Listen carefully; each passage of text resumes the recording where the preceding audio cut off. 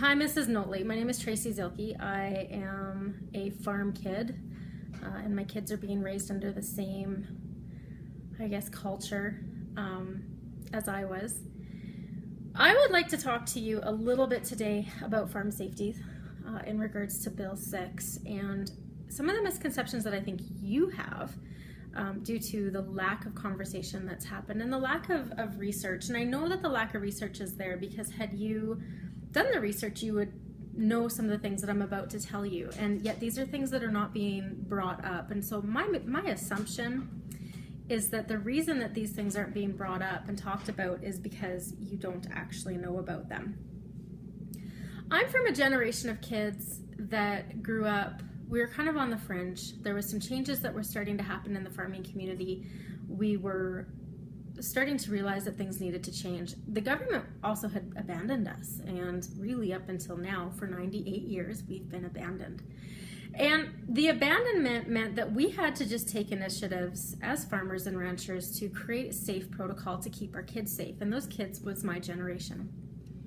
And people started to realize, and this was about 20 years ago, that if farm safety wasn't addressed, we weren't going to survive as a culture. We weren't going to survive as a group of people and an industry. And the decision was made to develop something called farm safety. Farm safety is a group of people that started to do research and started to ask questions and started to go to local farmers. And it was essentially an association that's run by farmers and by ranchers. And the questions started to be asked: how do we create good farm safety policy, procedure, practices that can be implemented on farms that will not disrupt the culture of the farm? And they put together, they spent a lot of time putting together a lot of information, research, and ideas, and they started to reach out to the younger generation, which was my generation. We started to see them come into our schools, and they would give presentations. We would watch skits. We were getting information handed to us.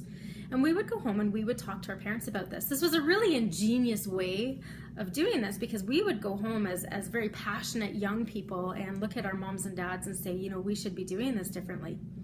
This group of people, these farm safety people, understood that by reaching out to the younger generation and putting these ideas into our heads about farm safety, that we would be the ones that would be able to champion better and safer farm practices. And it happened. As we grew up, we started to implement these things. We listened closely. We were willing to hear. Our parents really didn't balk at anything that we were coming home with. And so over the years, as the farm has transitioned, as my generation is now the generation that is the predominant farming generation, that we're coming up, we're taking over the family farms, we're having babies of our own, we're teaching them the ways of our culture and of the industry. We are essentially taking all of these farm safety practices that we learned 20 years ago, and we're implementing them. We're implementing them now. We are making better decisions. And we're continuing to progress. We're continuing to adapt and move forward. I don't believe that you know about any of this because you haven't talked to the people that you should have been talking to. My generation is championing farm safety, ranch safety. And this is something that's been happening for 20 years. 20 years, Mrs. Notley. We've been in the 21st century for a lot longer than the government has been. You've been trying to come into the 21st century of farm safety for the last 3 to 4 months. And you've done it behind our backs, and you've done it without proper consultation. There's stuff coming out now about certain commissions being given gag orders, about certain commissions being disbanded because they didn't agree with the legislation that your party is putting out there for this Bill 6. Now, some of Bill 6 I agree with. A lot of it I don't. You don't seem to be taking into account the fact that we have a whole culture that needs to be very carefully stewarded so that we can continue to pass the industry on. And when you start disrupting that culture and you start disrupting the beliefs and the practices, essentially you're going to disrupt our ability to pass our farms and our ranches onto our kids. And that is really, really, really bad for the industry. The other thing that I don't think you're I know that you had said, and I was watching PAC and was listening to you talk to Brian Jean and rebuttal against him. And one of the things that you said was implementing these policies and the ability to let officials come onto farms as of January 1st is standard practice. And I'm not going to disagree with you that it's standard practice. It has been standard practice by governments that really, really like to power trip, by governments that do not like to consult, by governments that are shady, that make backroom deals. I think you know who I'm talking about. Governments that don't function properly. Yeah, it's standard practice by those governments.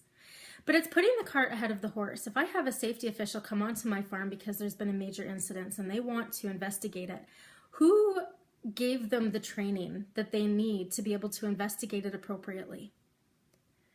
Have they been trained appropriately? Have they been given the information they need in order to be respectful of the culture of my farm? Do they understand how the farms work? By opening that door up before putting in good legislation, you're essentially opening the door up for bad judgment calls by these people who are human, who are going to have to make judgment calls, but don't have the information, the training, and the awareness to make good judgment calls.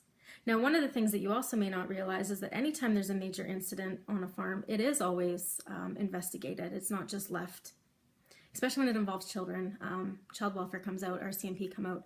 There's a lot of different agencies that come out and look into these situations. Farm safety is one of the first that's notified about it.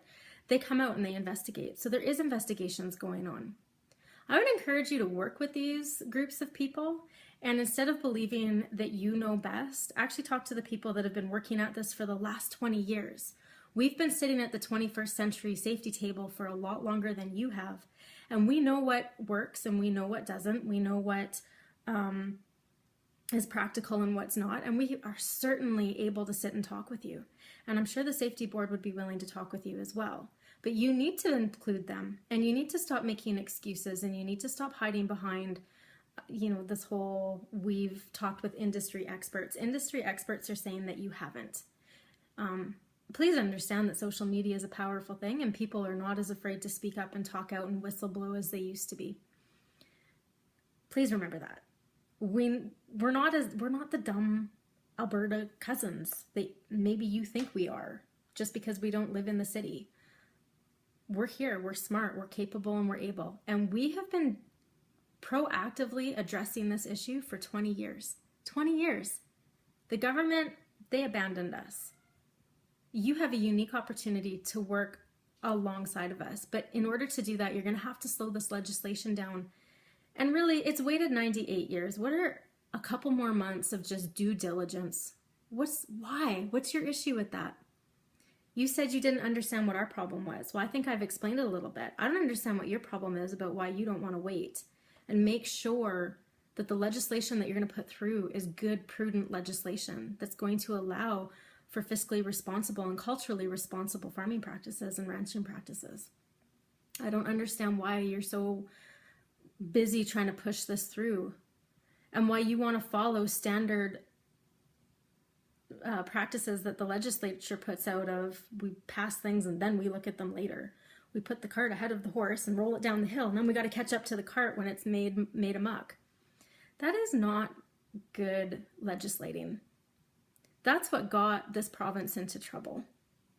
You know that, and I know that, and so does pretty much everybody else. Just because it's standard doesn't mean that it's right. Just because it's standard doesn't mean it's responsible. We've been working at Farm Safety for 20 years, and we would love to sit and talk with you about what we've discovered, what we've learned, and how to bridge that gap so that you can create legislation that supports, promotes our culture and our industry.